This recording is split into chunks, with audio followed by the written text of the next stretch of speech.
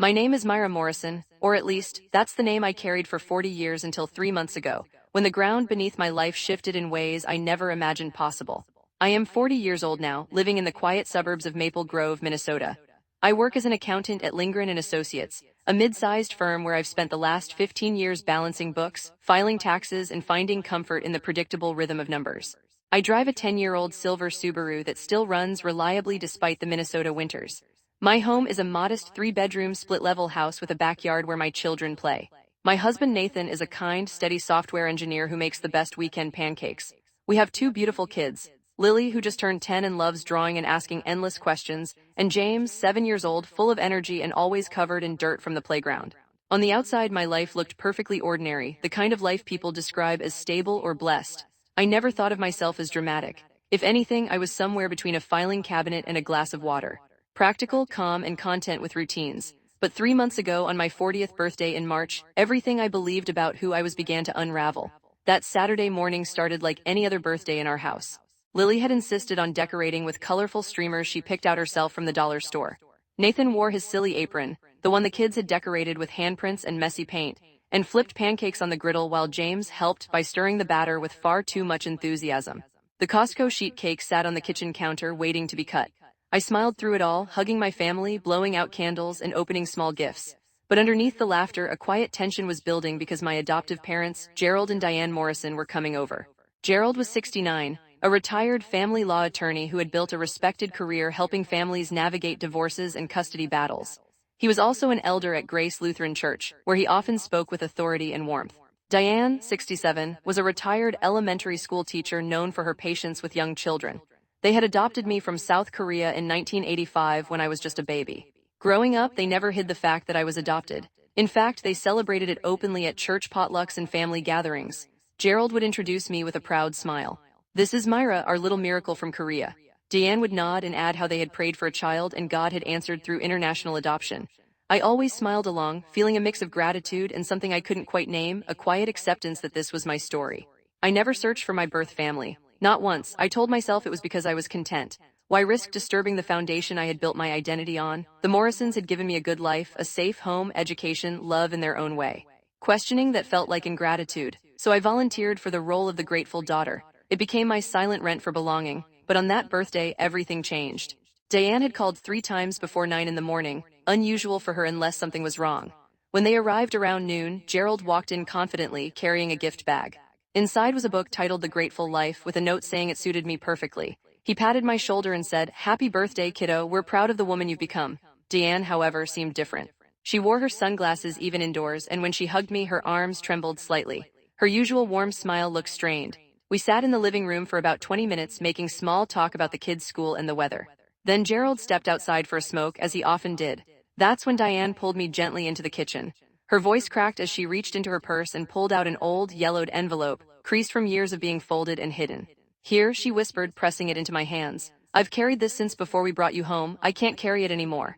Inside the envelope were 2 items that would rewrite my entire life.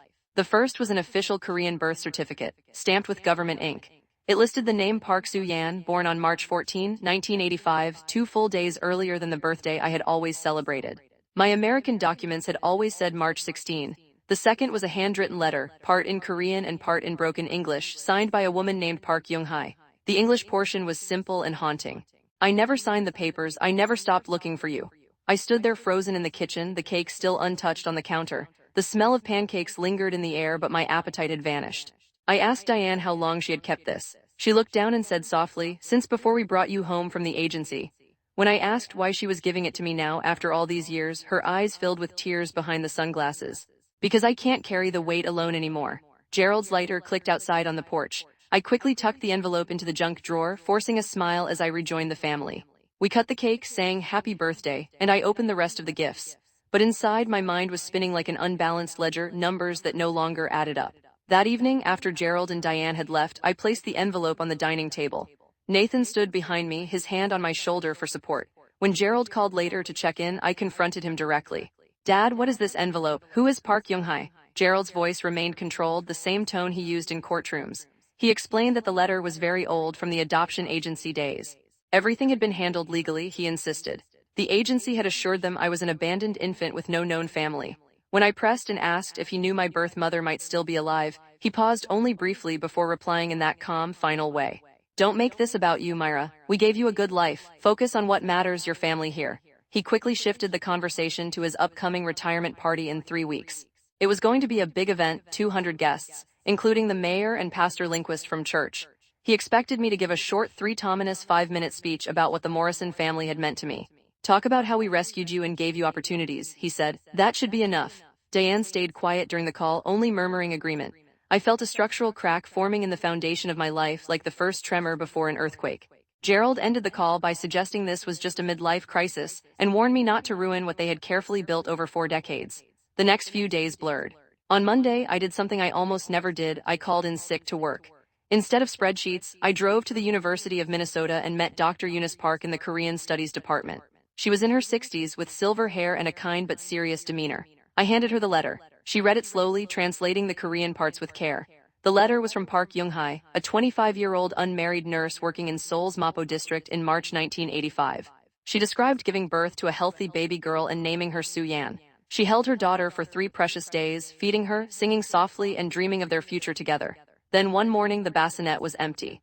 Hospital staff told her the baby had been transferred to a specialist facility for better care and then placed with an adoption agency for the child's own good. No one ever asked her to sign relinquishment papers.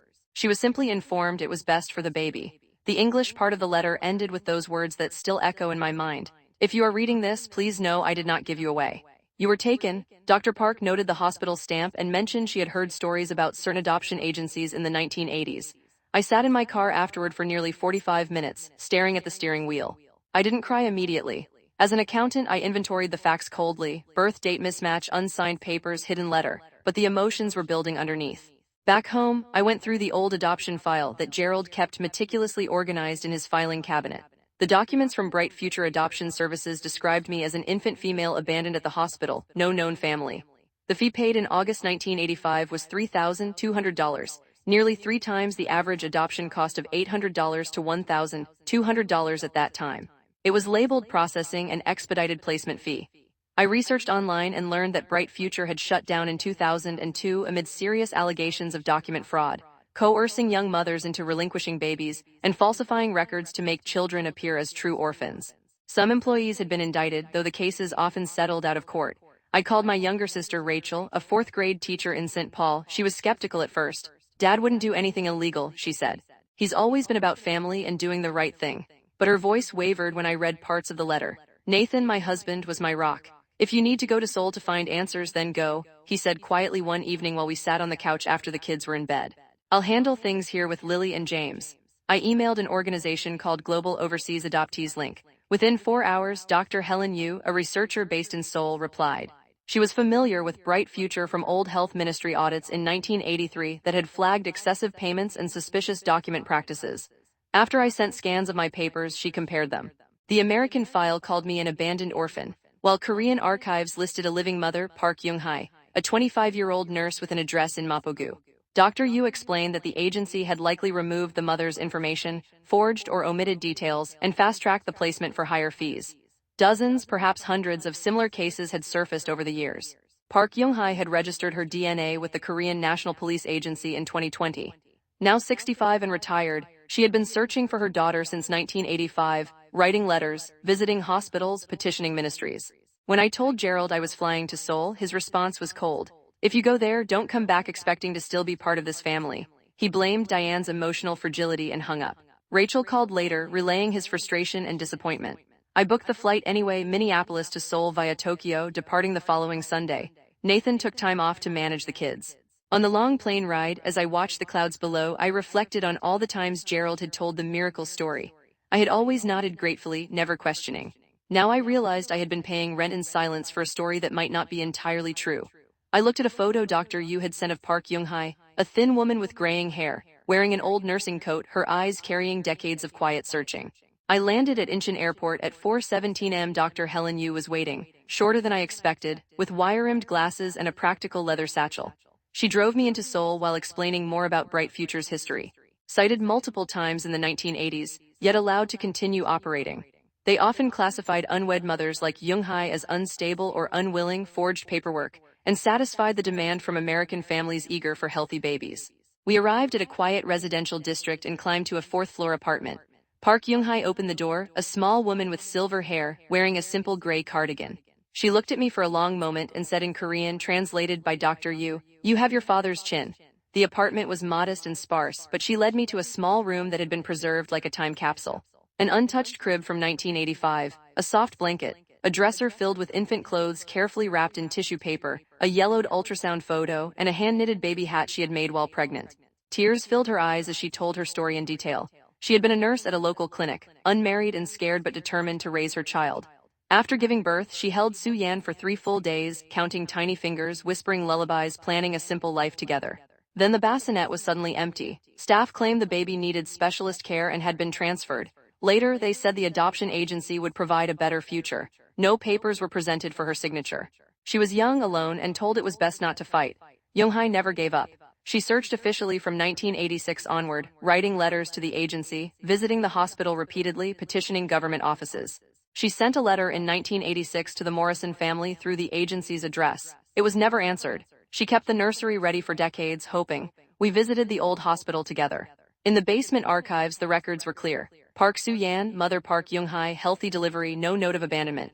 Only a transfer request and the $3,000 fee paid to the agency. Young-hae gave me a jade bracelet she had bought for my 100-day celebration, a traditional Korean milestone I had never experienced. She said softly, "I don't want revenge. I only want the truth to be known." When I returned to Minnesota, the confrontation with Gerald intensified. He reminded me of the retirement party and the speech he had drafted for me, full of thanks for being chosen and rescued. At the party in the church hall with 200 guests, a video tribute playing showing baby me arriving on the plane, I stood up. Instead of the prepared speech, I read Park Young-hae's 1986 letter aloud. The room fell into stunned silence. Guests began leaving one by one. Gerald tried to explain that they had been told the mother was unstable. Diane cried quietly in the corner. In the weeks that followed, Gerald resigned from the church board for personal reasons. They sold the large family home and moved into a small one-bedroom apartment. Diane eventually moved in with my sister Rachel and later sent me a handwritten letter, admitting she had tried to reply to Young-hae's letter years ago, but Gerald had torn it up. She chose to protect their marriage over the pain of another mother. I filed a civil complaint against the successor trust of Bright Future Adoption Services. 3 other families with similar stories joined the case. In September 2025, I legally changed my name to Park Su Yan Morrison in court. Lily and James were there and Young-hae joined by video call. Lily asked innocently, "Mom, do I call you Su Yan now?" I smiled and replied, "You call me Mom." That's the only name that has ever truly mattered. Today, I take Lily and James to Seoul when we can. Young-hae cooks traditional seaweed soup for my belated birthdays. Lily asks her questions about Korea, and Young-hae answers with gentle patience, teaching us small traditions and writing my name in beautiful Hangul script. I wear the jade bracelet every single day now. I am slowly learning basic Korean. Diane's letter of apology sits in my drawer. Gerald has said he regrets that I found out, but not the decisions they made. I no longer feel burning anger. What I feel is recognition of 2 mothers who each played a role in my life, and of the truth that was heavier than the comforting story built around it. I have 2 mothers. One who raised me in Minnesota, and one who never stopped searching across oceans and decades. Between them, with my own family beside me, I finally feel whole.